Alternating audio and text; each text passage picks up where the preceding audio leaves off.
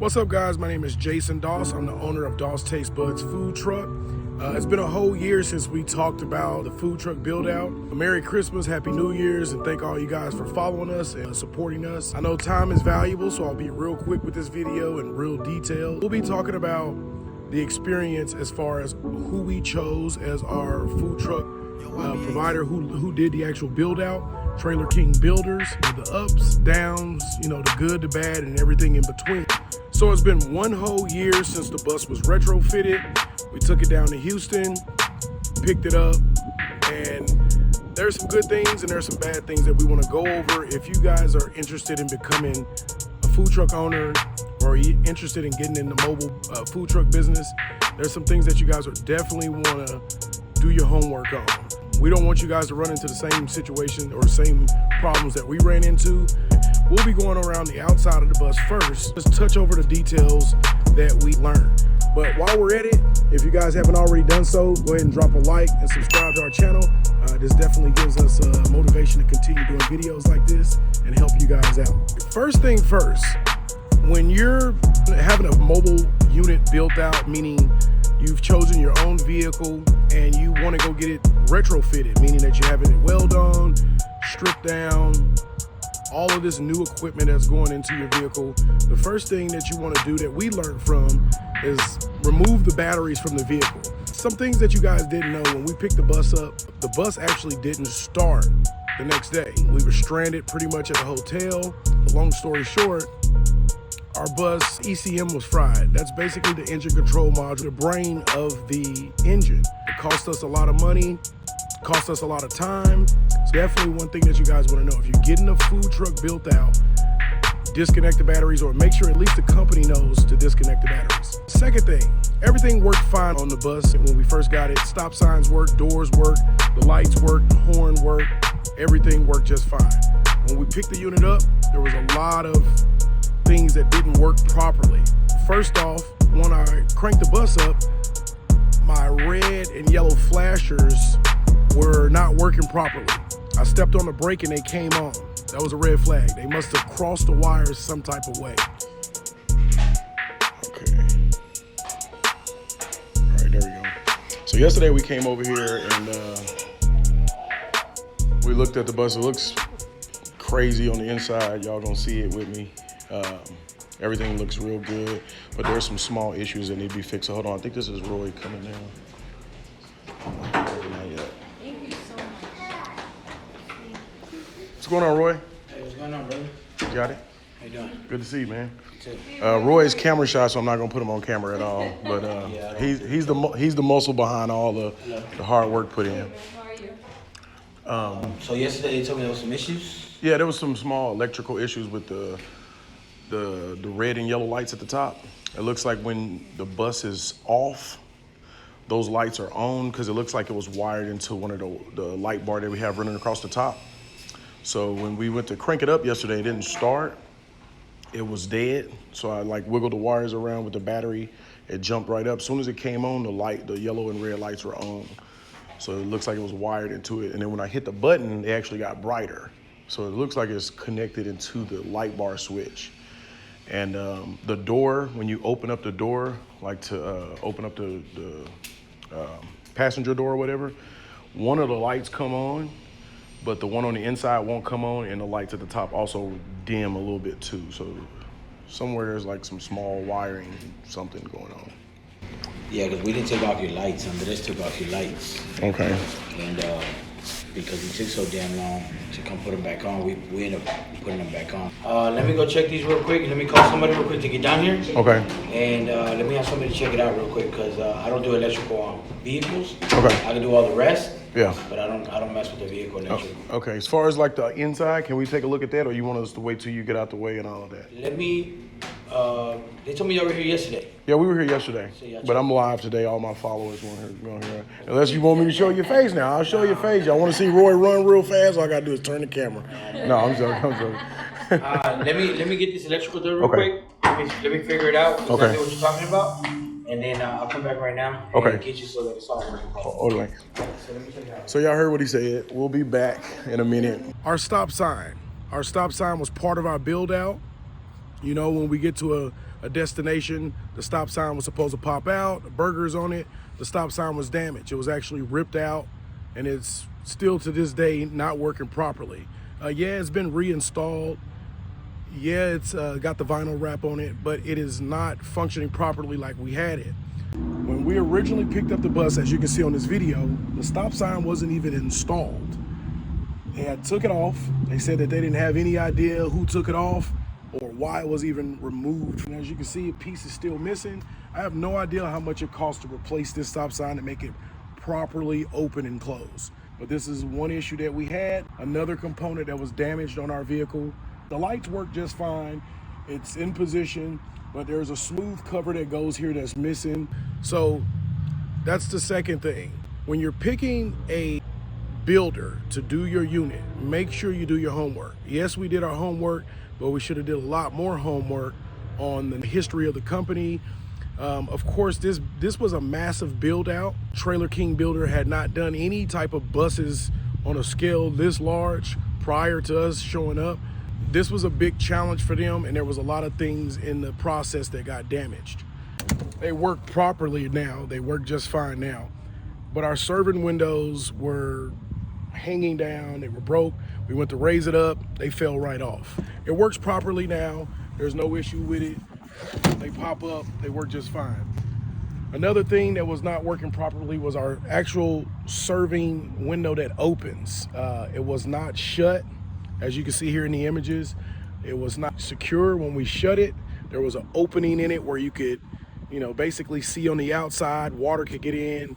Trailer King Builders, they did come back out down here to Dallas where we're at to fix the problem.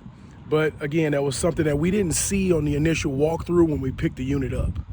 On the TV screen there's a protective plexiglass over the TV unit. So for some reason it was caved in. The TV there was a opening where you could actually see inside the box. Again, it was something that we missed on the initial walkthrough. They came out, they fixed it, they pulled it up, they used some suction cups to have it properly in position. So that's now fixed. A more major issue is our propane.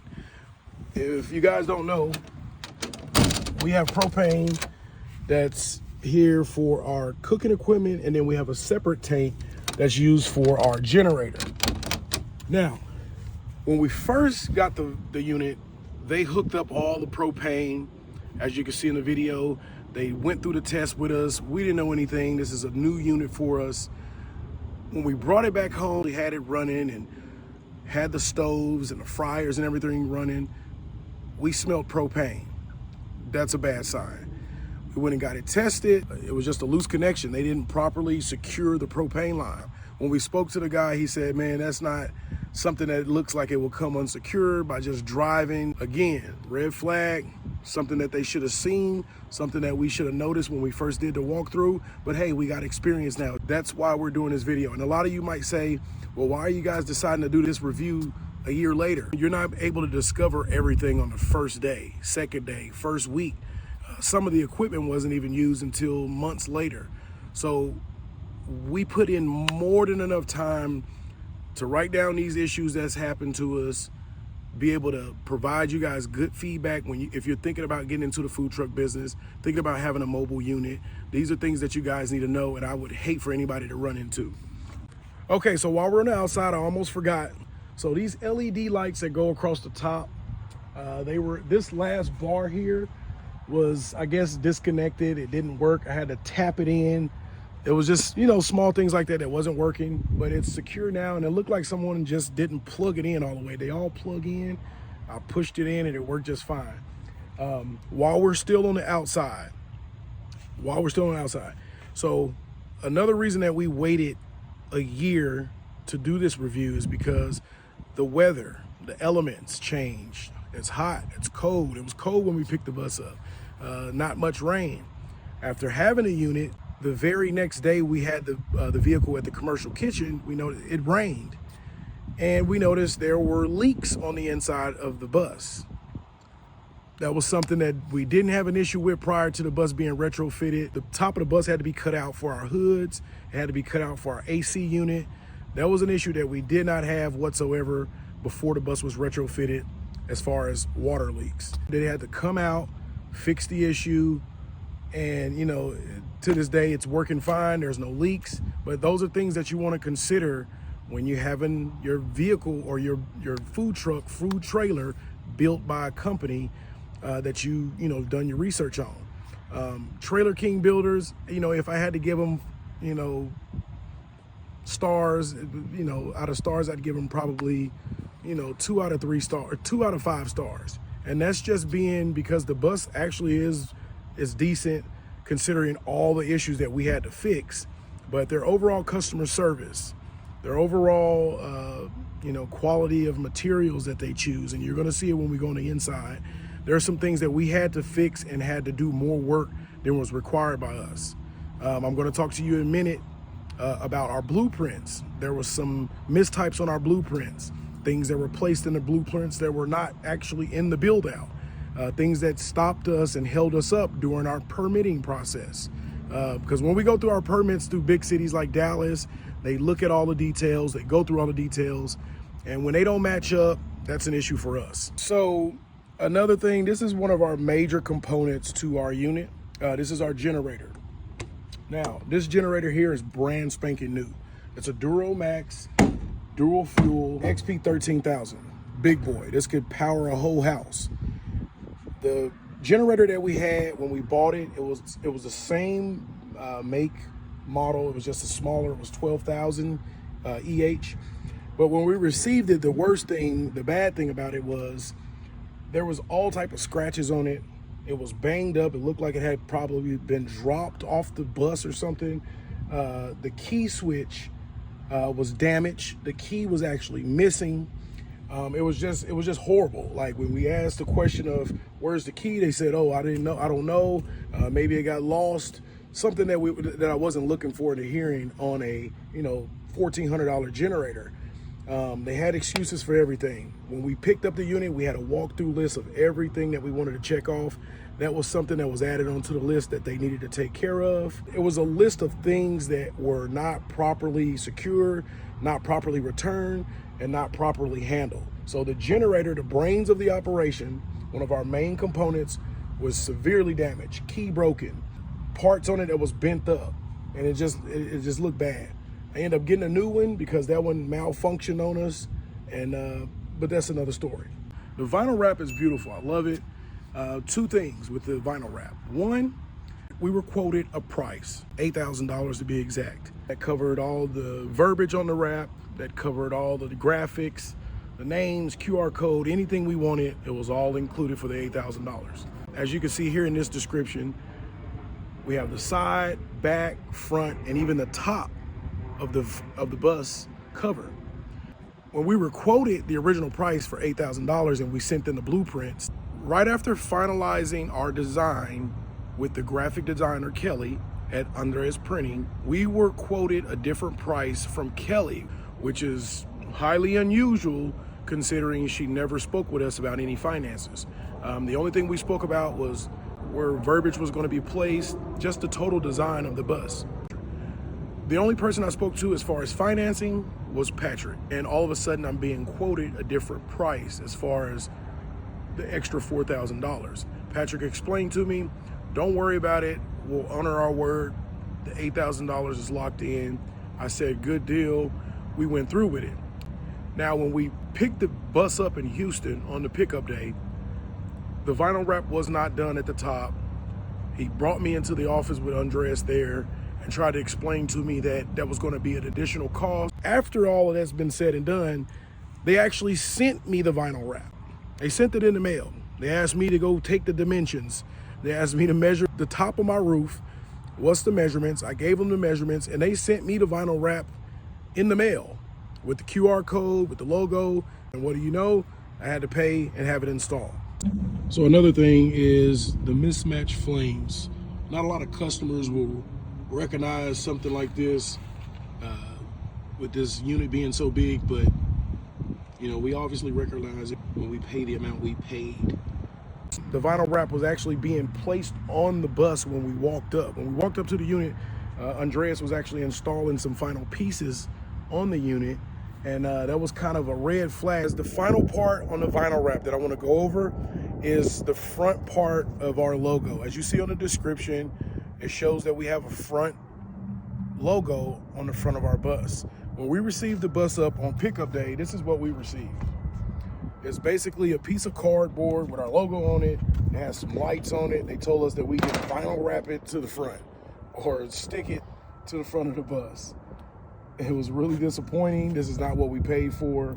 And that's just one of those last things that, you know, we had to deal with. So that wraps up the outside of the bus, all the issues that we had, all the things that we had to deal with. Overall, I do like the vinyl wrap. I do like the build out overall. It might seem like during the video, this is a lot of things that we're nitpicking about or having these complaints about, small issues here, small issues there. These are the things that you don't want to have to deal with when you pay the type of price point that we had on this investment. This is our business. This is an investment. You want to make sure what you're paying for, you're receiving. That's all we wanted. We wanted nothing less. We wanted nothing more. We wanted exactly what we paid for. And it took us 10 months, well, close to 11 months to finally have this project built out. Do your homework on the company that you want to do business with. After you do your homework on the company you want to do business with, go back and recheck your homework, because there are a lot of things that you won't find out in this business until you actually are in the business. Again, that's why we're doing this review a year later. We've looked at videos similar to this one, and they said they had a lot of issues. People take the deposit and they never get their truck worked up. We're gonna be making a lot more videos with content that's useful for food truck owners and mobile businesses. So that concludes the video for this first part of the outside. But if you've came this far, I appreciate it. You guys are some real ones. Part 2 is coming out soon, where we're gonna go on the inside. Same thing, look at our equipment, look at all of the good things and the bad things that we had to deal with there. Not so much on the bad side. The inside is actually better. I don't have too many complaints, but we're gonna give you guys a walkthrough on that as well. Subscribe to our channel, hit that notification bell so you guys can be posted. Make sure you guys leave some comments below. If you have any questions, you guys can look us up on Instagram. Feel free to reach out to us if you have any questions, and we'll catch you next time.